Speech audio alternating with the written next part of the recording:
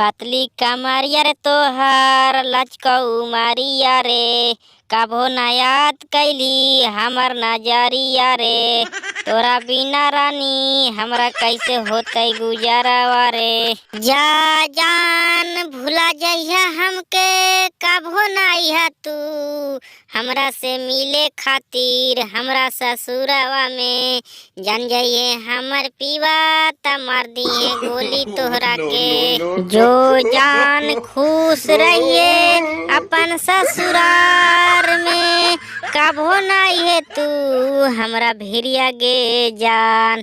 कि तोरा ला जान भगवान से मनैबै, कि मिले ना ये कभो हमरा से गे जान।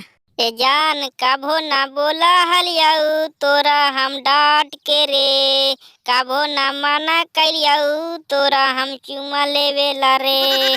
हाली ना तू तो प्याज आलू टमाटर के भाग में, सारा रमान सपना जार देली आग में।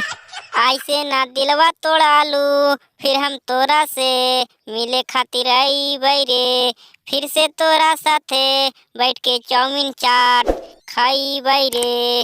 दोस्तों अगर वीडियो अच्छा लगा हो तो प्लीज़ लाइक और सब्सक्राइब जरूर करें।